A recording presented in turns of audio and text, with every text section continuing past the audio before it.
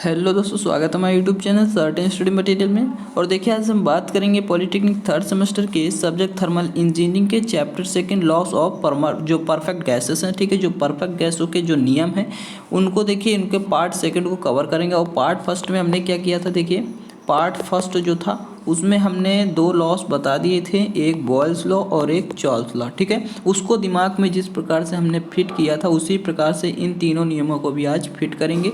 ठीक है, तो देखिए जो आदर्श जो आइडियल गैसेस को फॉलो करते हैं लॉ, उनके बारे में आज सभी सारा कुछ खत्म हो जाएगा। ठीक है, जो जितने भी लॉ बनते हैं, तो देखिए चलते हैं सीधा लॉस पर। तो देखिए आज हमारा थर्ड क्या है, थर्ड लॉ है गे लुसाक का नियम। ठीक है, गे लुसाक का नियम ये क्या होता है, तो देखिए गे लुसाक जो है, तो हमने बॉयल्स और चार्ल्स लॉ बता दिए थे। ठीक है, ये क्या होते हैं, एक नियम आपका एग्जाम में पूछा जा सकता है। ठीक है, तो देखिए गे लुसाक नियम ये क्या होता है, तो ये जो होता है ये कांस्टेंट वॉल्यूम पर डिपेंड है। ठीक है, किस पर, तो कांस्टेंट वॉल्यूम।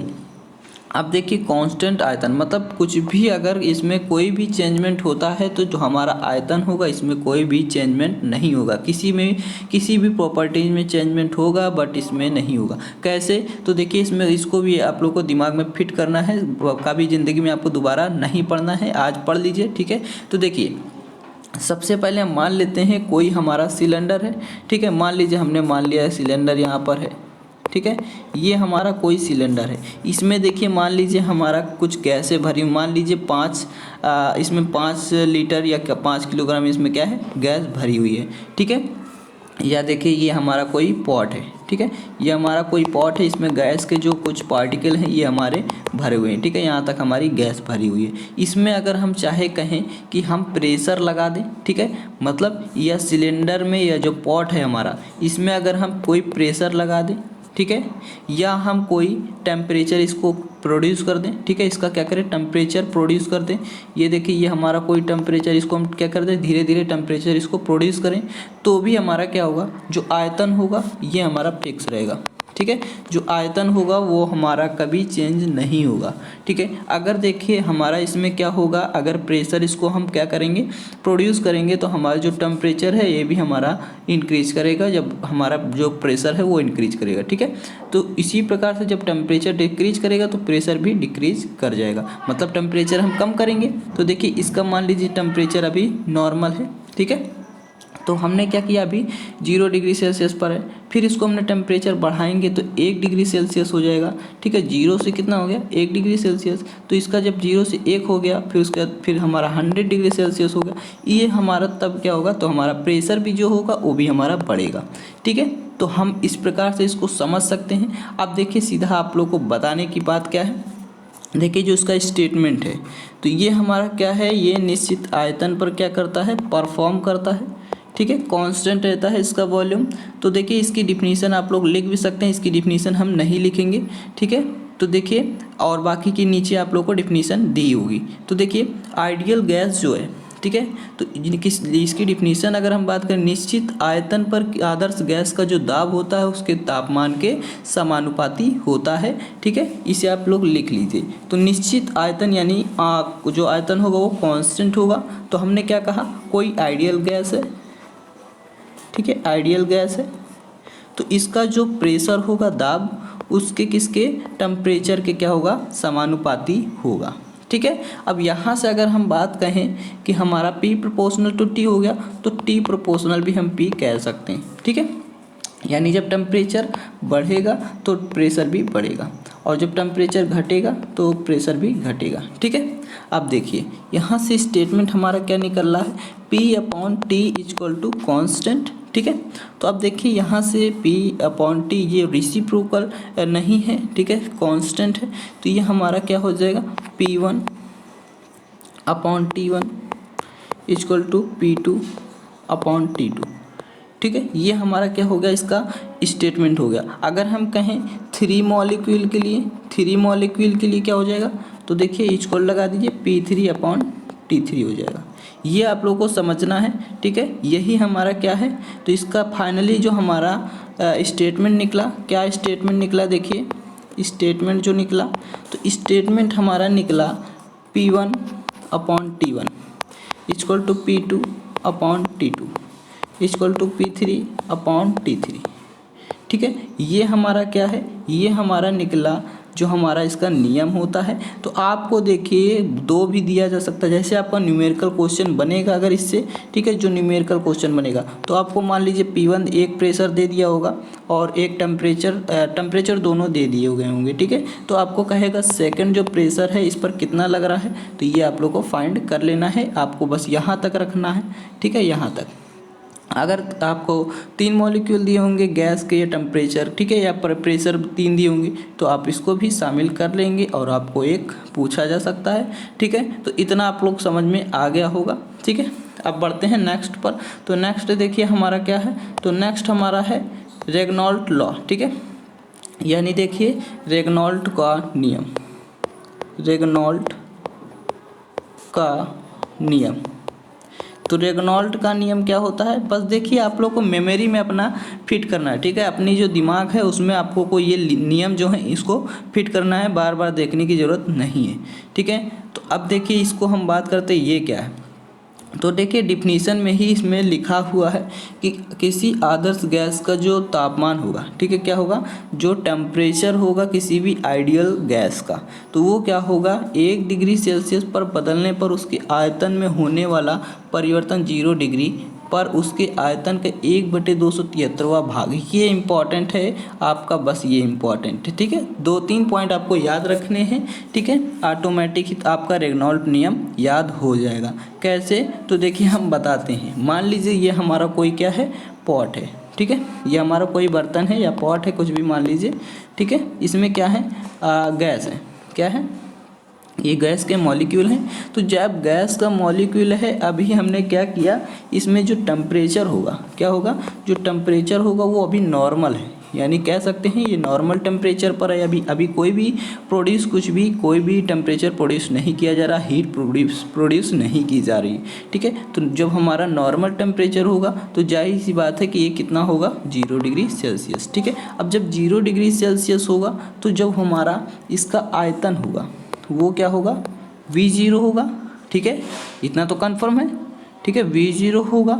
और उसके बाद अगर हम कहें कि इसका जो अगर हम हीट प्रोड्यूस कर रहे हैं या टेम्परेचर इसको हम दे रहे हैं, टेम्परेचर प्रोड्यूस कर रहे हैं, तो टेम्परेचर धीरे धीरे धीरे धीरे क्या करेगा, बढ़ना स्टार्ट हो जाएगा। जब धीरे धीरे टेम्परेचर बढ़ना स्टार्ट होगा तो क्या होगा, देखिए, तो हमारा जो टेम्परेचर होगा वो एक लिमिट पहुंच जाएगा।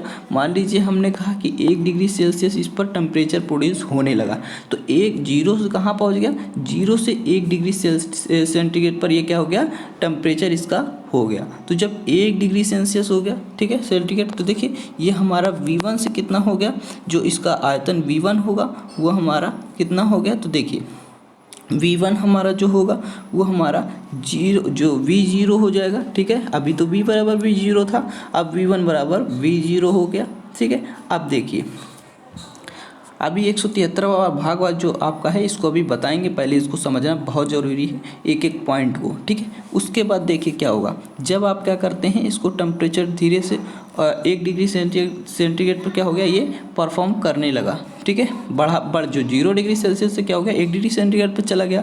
अब क्या होगा, मान लीजिए इसका हमने ताप बढ़ाया और एक समय आ गया कि ज़्यादा टेम्परेचर हो गया, तो उस पर क्या होगा, देखिए जो टेम्परेचर होगा तो ये हमारा थोड़ा, ये देखिए जो टेम्परेचर होगा ये हमारा T पर पहुंच गया, ठीक है, T पर कार्य करने लगा, T पर, तो हमारा क्या होगा, ये भी हमारा क्या हो जाएगा, जो V है VT, तो ये हमारा V1 जो आयतन होगा वो VT हो जाएगा, ठीक है। अब देखिए अब आप लोग को समझना क्या है, तो देखिए इसमें समझना क्या है, तो इतना जब आप सारा कुछ समझ गए होंगे तो देखिए 1/273 भाग का मतलब है उसका जो मॉलिक्यूल है उसका 1/273वां भाग, ठीक है। अब देखिए इसमें क्या होगा, तो हमने बताया V1 बराबर आपका क्या हो जाएगा, V0। अब हम 173वें भाग को भी इसमें इंक्लूड कर लेते हैं, ठीक है। तो V0 हमने बताया था कौन किस पर, नॉर्मल टेम्परेचर पर, ठीक है, V0 हो जाएगा।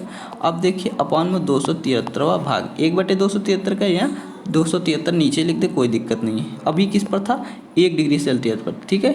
अब यहाँ पर हमने कहा T डिग्री टेम्परेचर पर, तो वो जो वॉल्यूम है तो ये V सफिक्स में T है, ठीक है। इस पर कितना हो जाएगा, तो देखिए अभी हमने कहा कि ये हमारा टी डिग्री से जब हमारा 0 से क्या हुआ, ये हमारा 1 डिग्री सेल्सियस सेंटीग्रेड हो गया था। अब 0 से क्या हो गया टी डिग्री सेल्सियस, या 1 से क्या हो गया टी डिग्री सेल्सियस हो गया, सेंटीग्रेड हो गया। तो हमारा ये हमारा देखिए, इसको ध्यान से देखिए, वॉल्यूम हमारा VT हो जाएगा, ठीक है। और देखिए इसका जो इस फॉर्म में निकलेगा वो हमारा क्या होगा स्टेटमेंट, V0, देखिए उसके बाद मल्टीप्लाई V0 अपॉन 273 और प्लस, देखिए यहाँ पर यहाँ पर 1 है ना गुणे में, तो 1 एक गुणे में T हो जाएगा, 1 की जगह क्या हो जाएगा T हो जाएगा।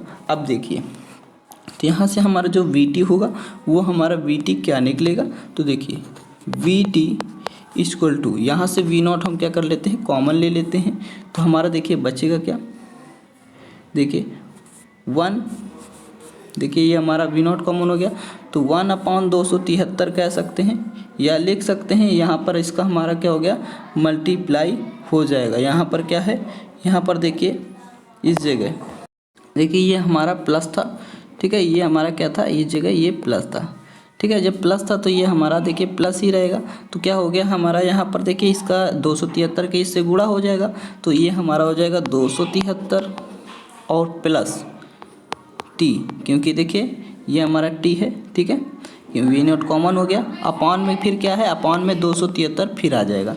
तो ये हमारा फाइनली जो हुआ ये हमारा स्टेटमेंट निकल गया। क्या आया पूरा देखिए, फिर से एक बार देख लीजिए कि VT equal to V0 multiply by, देखिए यहाँ पर प्लस है मल्टीप्लाई बाई नहीं है, ठीक है, VT इक्वल टू V0 1, देखिए यहाँ पर ये कॉमन ले लिया था तो यहाँ पर मल्टीप्लाई ही रहेगा। तो देखिए ये हमारा 273 और प्लस T अपॉन 273, ये हमारा क्या आ गया, ये हमारा इसका स्टेटमेंट आ गया। तो इसे आप लोग को बस देखना है, ठीक है, यही हमारा मेन स्टेटमेंट है। अब देखिए ये तो आप लोग को समझ में आ गया होगा, ठीक है। तो अब हम चलते हैं नेक्स्ट जो हमारा है, ठीक है, नेक्स्ट लॉ क्या है, एवोगाड्रो लॉ, ठीक है। जो एवोगाड्रो नियम है ये क्या होता है, तो देखिए ये हमारा जो एवोगाड्रो लॉ है, ठीक है, ये देखिए इसे भी ध्यान से आप लोग समझ लीजिए कि ये क्या होता है।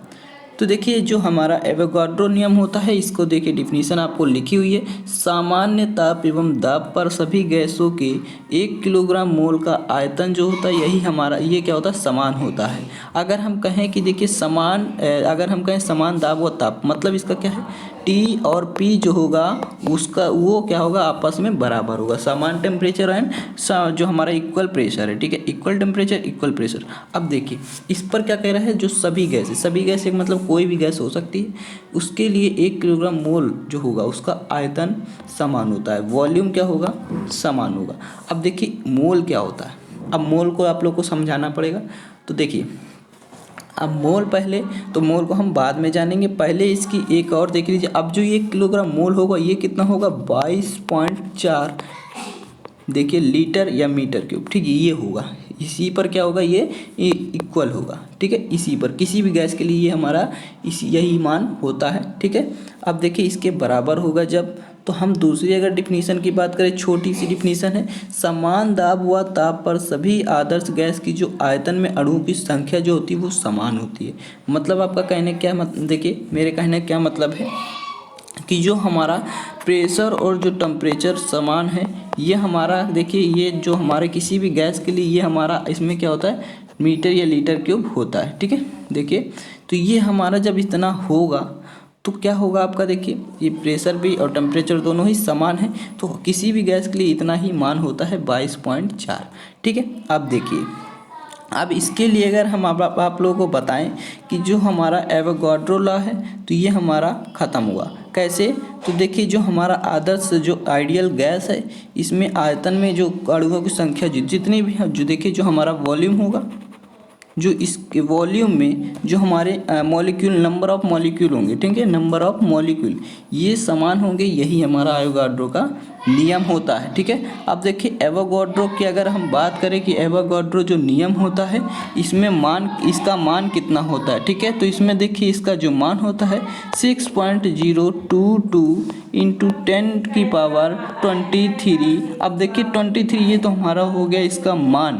अगर हम कहें कि इसकी यूनिट क्या होती है तो मोल इनवर्स, देखिए क्या होती है, मोल इनवर्स। ये हमारी क्या होती है, इसकी यूनिट होती है। तो आप लोग को ये समझ में आ गया होगा, ठीक है, कि ये हमारा एवोगाड्रो, जब भी आपका इसको देखिए एवोगाड्रो नियम जो होता है इसको हम एन से डिनोट करते हैं, या जो एवोगाड्रो संख्या होती है तो कह सकते हैं नंबर ऑफ एवोगाड्रो जो हमारा लॉ होता है, तो इसे एन से डिनोट करते हैं या एन से भी डिनोट करते हैं। अब देखिए हमने कहा था मोल, मोल क्या होता है, तो देखिए मोल क्या होता है, तो जो हमारा मोल होता है ये वह संख्या होती है जो पदार्थ के आणविक भार जो होते हैं, ठीक है, उसी को क्या कहते हैं, आणविक भार जो होते हैं उसी का वो हमारा कहलाता है मोल। अब जैसे हम देखिए अगर हम कहें किसी गैस से कोई हमारी, तो उसमें अगर मोलों की संख्या निकालनी है, यानी नंबर ऑफ मोल्स निकालने हैं, तो कैसे निकालेंगे, तो देखिए नंबर ऑफ मोल्स, इसका फार्मूला क्या होता है, फार्मूला होता है small m upon capital M। इसका क्या मतलब है, स्मॉल m क्या है, तो किसी भी गैस का जो हमारा ठोस का द्रव्यमान होता है वो हमारा क्या होता है, इस सॉलिड का जो मास होता है ये होता है सॉलिड का मास, और ये जो हमारा कैपिटल M है ये जो मॉलिक्यूल होगा उसका द्रव्यमान होता है, ठीक है, जो आणविक, हमने जो अभी डिफिनीशन में भी दूसरी वाली में बताया कि आणविक भार जो होता है ये हमारा होता है कैपिटल M, ठीक है। अगर यूनिट कहें तो यूनिट हमारे यहाँ से क्या निकलेगी, तो किलोग्राम मोल, ठीक है, देखिए किलोग्राम मोल, किलोग्राम मोल इसकी यूनिट हो जाएगी, ठीक है। अब देखिए इतना आप लोगों को समझ में आ गया होगा। अब देखिए अगर हम बात करें जो एवोगाड्रो संख्या है तो इसकी ये हमारी कैसे निकलेगी, ठीक है, ये तो हम इतना तो होता ही है तो हमने बता दिया। अब मान लीजिए दूसरा आप लोगों को दे दिया जाए कोई भी न्यूमेरिक वैल्यू, तो आप कैसे निकालेंगे, तो देखिए जो हमारा एन होता है, ये देखिए एन जो है ये हमारा होता है capital N upon small N. Capital N क्या होता है, तो ये हमारा समान, मतलब एक प्रकार से कुल अणुओं की जो संख्या होती है, नंबर ऑफ टोटल मॉलिक्यूल, ठीक है, कह सकते हैं। और जो स्मॉल एन है ये नंबर ऑफ मॉलिक्यूल है जो इतना आपको दिया होगा कम से कम, ठीक है। तो इतना आप लोग को समझना, इसमें टोटलिंग होगा और इसमें जो एक होगा या नंबर ऑफ मॉलिक्यूल जितने भी होंगे, ठीक है, तो वो हमारा होगा। अब देखिए इतना तो, जैसे अगर हमने कहा नंबर ऑफ मॉलिक्यूल मान लीजिए 2 दिए हैं आप लोग को, और यही 2 अगर मान लीजिए 2 कौन कौन से हैं, 1 और 3, तो इसका जो टोटल होगा ये हमारा ये है, ठीक है। तो अब देखिए आप लोग का एवोगाड्रो नियम भी समाप्त होता है। तो अगर आप लोग को वीडियो पसंद आए तो मेरे वीडियो को लाइक करें, शेयर करें, सब्सक्राइब करें। Thanks for watching this video.